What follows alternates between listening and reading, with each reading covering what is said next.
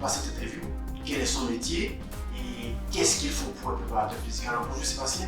Bonjour, oui, mon nom c'est Sébastien Lagrange, je suis préparateur physique et directeur de haute performance dans la compagnie Accélération à Châteauguay. On a aussi une clinique médicale multidisciplinaire qui est à Vaudreuil-Dorion, où on retrouve 18 professionnels de la santé, de la physiothérapie jusqu'à la médecine. Donc c'est un centre médico-sportif.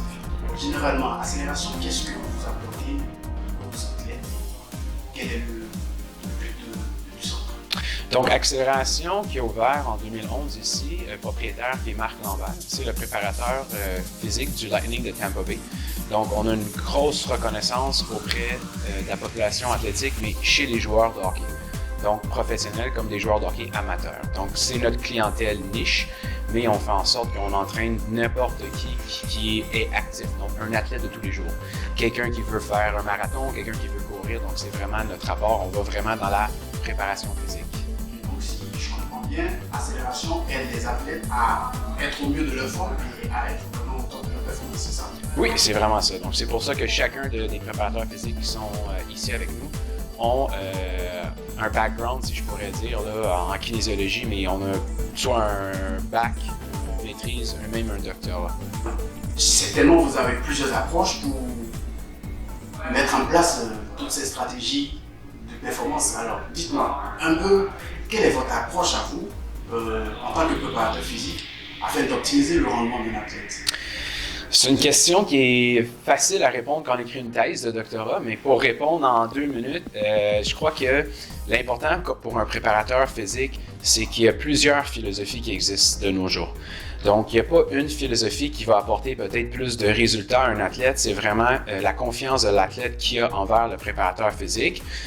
Qui va faire en sorte que les résultats vont être beaucoup plus grands. C'est sûr que, ayant fait un doctorat et étant au niveau plus de la recherche, je suis habitué à prendre beaucoup de mesures quantitatives, mais avec toute mon expérience sur le terrain, je vous dirais que je me retrouve dans le juste milieu. Donc, j'aime délaisser des choses pour regarder la simplicité. Je crois que ma philosophie à moi vient encore des pays soviétiques dans les années 60-70 où que l'haltérophilie et l'entraînement en résistance est principalement venu dans ces pays-là avec les Russes, les méthodes bulgares et compagnie. Okay, donc, vous adaptez, si je comprends bien ce que vous dites, vous adaptez votre stratégie en fonction de chaque athlète. Exactement. C'est individualisé. Donc, chaque athlète qui vient ici à notre centre font une évaluation avec une physiothérapeute pour voir leurs limites anatomiques. Est-ce qu'il y a des problèmes articulaires et autres, antécédents de blessures? Et ils font aussi une évaluation avec un préparateur physique pour savoir de où qu'on part au niveau de la condition physique. Est-ce qu'on est déconditionné? Donc, chez un joueur de hockey pendant l'année, la problématique, c'est une perte de masse musculaire, une perte de force et autres. Donc, on va faire des tests neuromusculaires, des tests de puissance et autres, composition corporelle pour voir de où qu'on part et par la suite, là, c'est là qu'on va se poser la question en tant que préparateur physique, quel est l'objectif avec cet athlète-là? Souvent, les athlètes nous donnent seulement 12 semaines de préparation. Donc, c'est 3 mois. Donc, c'est très rapide pour changer tout ce qui est arrivé dans le dernier 8 mois dans une saison, si on parle pour un joueur de hockey. Donc, tout athlète qui vient ici, que ce soit un jeune de 12 ans, que ce soit un athlète professionnel, les programmes sont faits le plus possible sur mesure pour qu'ils puissent obtenir des résultats plus rapidement. Définir les objectifs, est-ce que c'est suivant le besoin du client ou c'est le client qui vous le dit? Les objectifs, souvent, c'est déjà un critère X du sport en tant que tel. Donc, si un athlète me dit, par exemple, la boxe, vous avez déjà un objectif prédéterminé par rapport à un sport. Souvent, monsieur, madame, tout le monde, population générale, ça va être plus nébuleux dans le sens que ne sont pas certains de qu'est-ce qui est atteignable dans une période réalisable. Donc, je veux perdre 50 livres en 2 mois, ce qui n'est pas réaliste.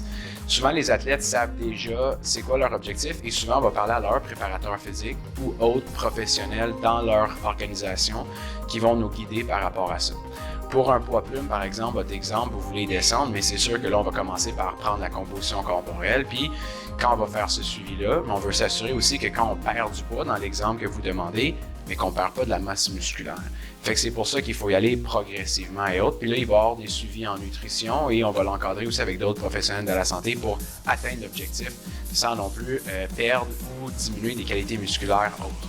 Dans votre stratégie de préparation, qu'est-ce que vous considérez comme critères vraiment cruciaux sur lesquels vous ne pouvez pas négocier lorsqu'il s'agit d'un athlète, par exemple, qui veut performer plus ou... La force.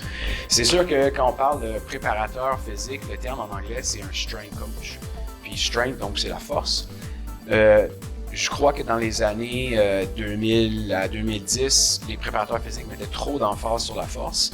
Je crois que maintenant, de nos jours, des fois, on oublie cet aspect-là. On se concentre trop sur les nouvelles technologies, de travailler trop la vitesse et la puissance et des choses comme ça.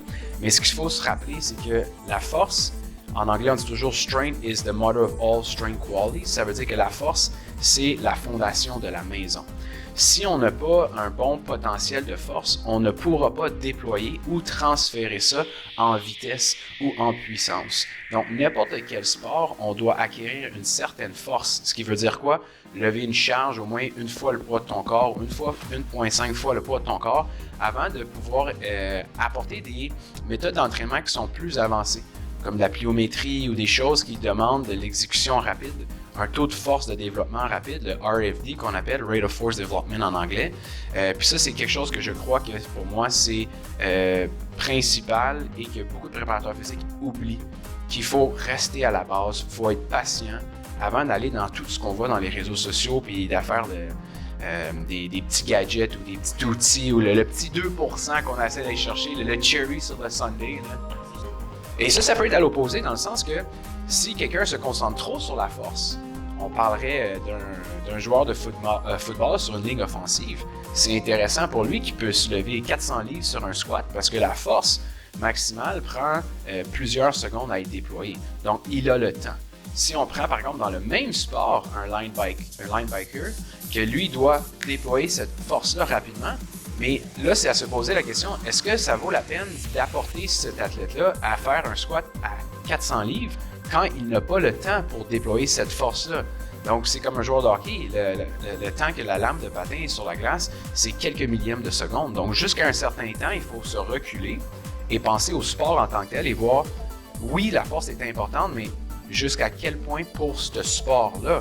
Puis, par la suite, on se concentre sur les autres aspects ou qualités musculaires. Donc, comment est-ce que vous adaptez cette préparation à chaque type de sport? Comment est-ce que vous faites cette adaptation en fonction de chaque type de préparation? On est très chanceux parce qu'on a, dans les dernières années, on a investi beaucoup dans des équipements comme des plaques de force, donc des force plates qu'on voit souvent dans les domaines universitaires. Puis quand on fait sauter ces athlètes-là sur ces plaques-là, mais ça nous donne en 10 secondes une cinquantaine de données. Donc, savoir si cet athlète-là a besoin de travailler plus de l'isométrie, de l'excentrique. Est-ce que cet athlète-là, il y a une différence ou un déséquilibre entre la jambe gauche et la jambe droite? Donc, tous ces petits outils-là, des petits tests qu'on va faire à chaque 3 semaines, vont nous indiquer est-ce qu'on est sur la bonne voie avec cet athlète-là. Parfait. Mais est-ce qu'il y a un programme qui revient souvent en vedette lorsque les clients viennent à vous? Non, vraiment pas. C'est sûr que c'est très redondant au niveau du hockey, puisque on a 12 semaines avec eux, puis c'est un sport qu'ils reviennent, qui est un sport qui est 10 mois à l'année. Donc, ils reviennent avec nous pendant 3 mois maximum. Ils se déconditionnent tous. Ils ont besoin tous de force. Peu importe qu'ils aient 14 ans ou qu'ils aient 28 ans, c'est sûr qu'il y a une différence au niveau de quand on vieillit, on a perte de mobilité, on a besoin de plus travailler au niveau de la cardio. On continue toujours à travailler la force, mais à un certain moment, on atteint une certaine maturité au niveau de la masse musculaire pour le hockey. Pas non plus arriver à une masse musculaire trop importante, vu que c'est un sport qui demande un peu comme la boxe. C'est 2 sports qui sont extrêmement complexes, physiologiquement parlant.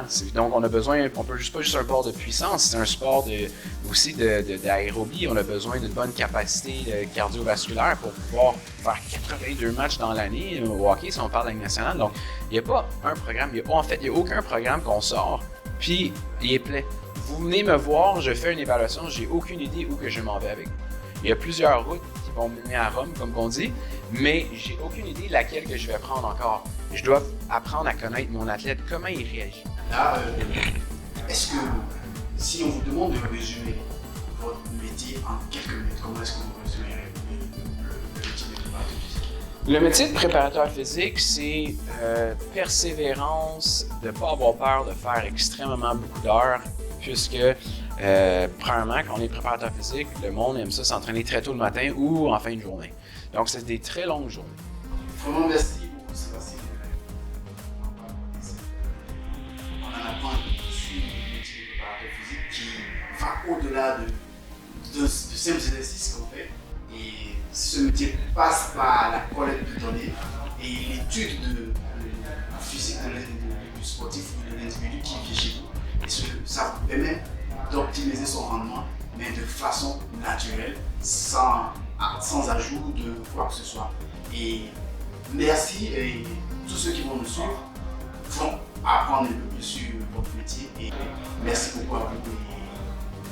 Merci beaucoup. Merci et portez-vous bien. Merci beaucoup.